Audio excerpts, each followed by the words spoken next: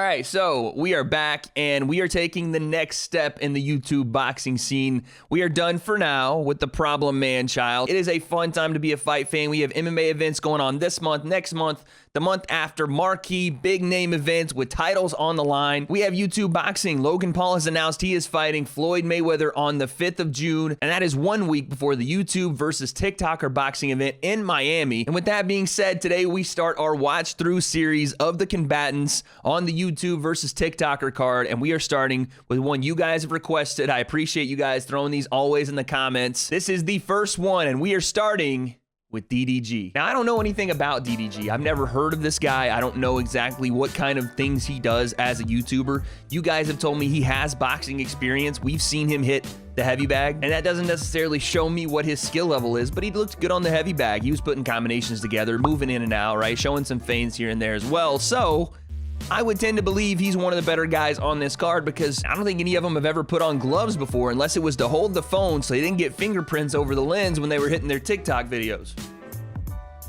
I don't know the dances. So anyway, today we're gonna watch DDG in 2 sparring sessions because this is how we're gonna assess where he is. You guys say he has experience. I wanna see it in a live fight situation. DDG sparring footage breakdown. Let's go. All right, so real quick, is this the Austin McBroom guy? Is this the guy in the main event of the YouTube TikTok boxing event? Why haven't we seen any footage on him? Where is his boxing footage? And why does Austin McBroom look like that guy that plays adult rec league basketball and takes it the most serious out of anybody there? He's like going to the rack, throwing the shot up and screaming and one, and it's like 4 dudes in their 40s just trying to get away from their kids for a little bit. Let's get this thing going. Touching him up. Like the jab. DDG looks... Look, I don't know. I can't tell how tall he is. Looks long though. For his height at least. Good movement. Nice little short hook right there. Something you do see out of DDG already. I like that. Nice.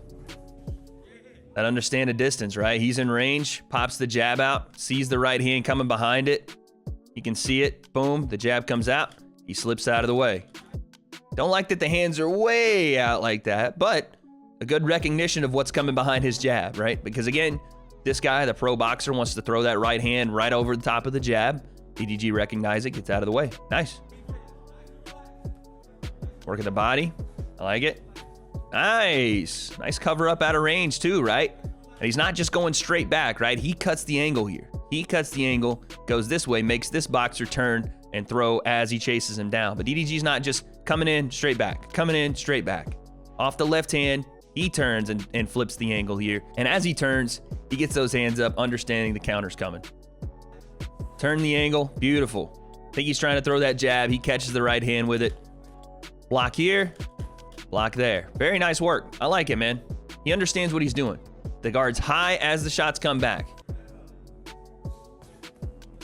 I don't think this pro boxer is really, you know, hard sparring him, right? He's throwing some kind of shots that you wouldn't see pros throw, like that right there. This looks like a guy giving DDG a look, and I'm perfectly fine with that because if it's been a while, especially for a guy like DDG who's not a professional boxer, but it seems like he has boxed before, he understands basics, and he has great reactions for the sport. This is a great way to get back into it. And once then you get those reactions back and you get that muscle memory back, then we start to speed up and throw harder shots because then you can handle it. If you get in there and start hard sparring right away, if it's been years and years and years, or it's your first time, not only are you gonna be afraid to be hit, but you're not learning anything. You're not learning how to defend yourself. You're just getting beat up on. That's not how you either introduce or reintroduce guys into that contact sport they haven't seen in a very long time, or if ever. I like this.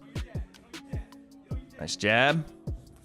Nice jab. I like the way that DDG pumps out his jab, right? I don't like that he throws his right hand behind him to do it, right? He kind of, like almost like a bow and arrow. Again, it's you go, I go, right? Okay, you go, I'm gonna protect. Although DDG doesn't really protect those body shots. Got that super high guard right there. That body is clean, ribs are there for the taking. Versus those hands being right here at the eyebrow where we can kind of protect those body shots a little better. DDG's got a little bit of a high guard, and that's why that lands. Versus here, where you can see those elbows are tucked, right? Not here, but here. Just small stuff. Nice right hand. Hey, little left hook off the break. I like that. That's cheeky. Stay switched on. They break. Off the break. Boom. Nice shot. And he avoids the left hook. Both guys had the same idea. DDG's reach and his ability to get there quicker allowed him to land. Not the most power behind it. Nice jab. Look at this jab right here. Bing. Right there. Beautiful. Look at the adjustment. He misses the jab here, right? Now the anticipation comes of, okay, this guy's going to slip inside my jab. Throws it out there, anticipates the slip inside. Watch the right hand. Boom. Beautiful shot. That takes a little bit of higher level understanding of what's happening, where you can see, okay, I missed this jab wildly, but I know he's slipping inside. Missed that jab, but the right hand behind it lands. That takes a little bit of good understanding. On the ropes. I like that. I like that. That's nice. This is nice work. Understands where he's at. Actually plays the ropes here, right? You can manipulate the distance right here. You can either gain separation or close distance very quickly just by leaning on those ropes. By creating that separation, now he can counter that shot almost with a springboard off the ropes as he comes back. So check this out. Spring off the ropes, uppercut. And not just satisfied with staying there after the uppercut. Frames out with the lead hand. Now the pro boxer is going to have to swing this back foot, right? He's going to have to get squared up to where DDG is, or he's in a bad position to get countered with this right hand. So watch. Now he squares, pivots off the front foot. But as he does so, again, more so giving DDG a look, and he's way out here. This is one of the things that DDG can definitely get better at, is just slowing down and shortening a lot of these big, exaggerated movements. But still, the idea is there, and the technique does land. Boom, right hand. I forgot who DDG is fighting, but whoever it is in trouble. This guy's good. He's good, especially for this event, right? None of these guys are pros, but there's not many guys on this card that have ever boxed at all. So whoever is deciding to get in there with DDG is going to have a rough night. For an amateur guy, he does a lot of things right. As far as people that we've seen with good technique in the YouTube space that do things correctly and that flow off of shots, not guys that just see stuff, react well, and just kind of sit there, but see stuff, react, and then come forward, and then piece together a combination, and then step out, then come back in. Piecing things together continuously. DDG is pretty damn good. All right, so we're gonna watch a little bit of this. I think this is DDG versus his boxing coach, if I'm not mistaken. This guy is the same guy we were just seeing him talk to him in the corner, and he's also a southpaw. So this is interesting. I don't know if DDG's opponent is a southpaw, but this will be interesting to see him go against a guy that is very unorthodox. Southpaws are tough, especially again, you haven't seen one in a long time, or if you're not used to training with them. Ooh. He's gonna make him pay for being lazy with that jab, right? You pop it out there, you better return it, because there's a nice little counter right over the top of it, especially at a southpaw.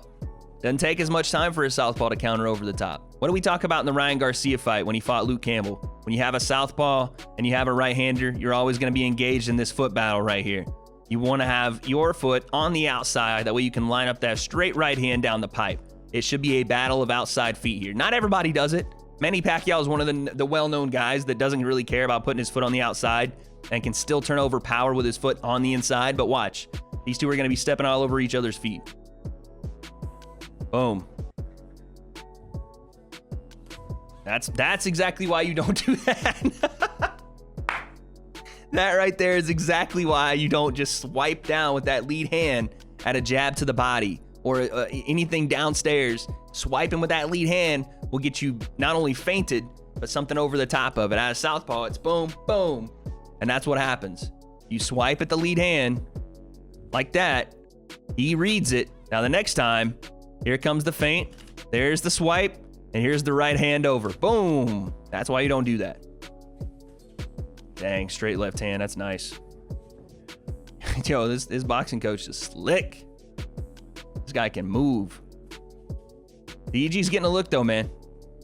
He's getting stung, but he's not afraid of being in there. That's another thing you like to see. He's not the better boxer in this situation, but he's not afraid to be in there and compete.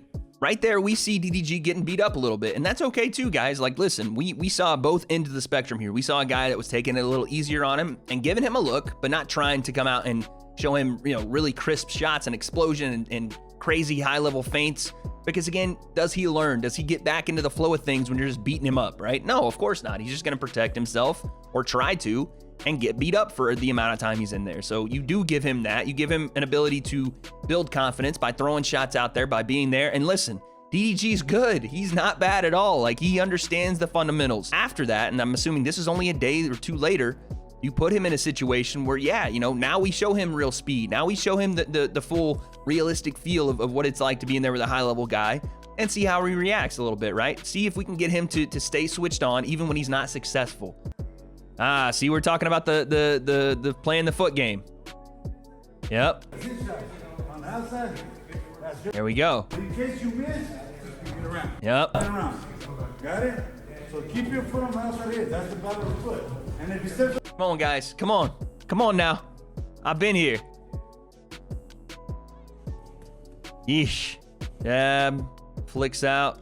Big left hand. Trying to Philly shell, but this is the problem when you don't necessarily know how to Philly shell correctly and you go back to what the bad habits were that you started with. He's gonna bring this hook down on this lead right hand from the boxing coach, but this was never meant to land. He throws it out there for the reaction. This hand drops, and inadvertently, the backhand drops, and this massive left hand comes over the top and lands. Boom. Can't get caught there. That's a bad habit he's gonna have to break, is continuing to parry with that lead hand, or trying to. There we go, triple jab right hand, I like that. Lead foot, outside, okay, jab doesn't land, cool, but look at the ground we cover. Now look how close we are, now we force him backward. Even the second one, doesn't land, cool, but we're still close. Foot on the outside.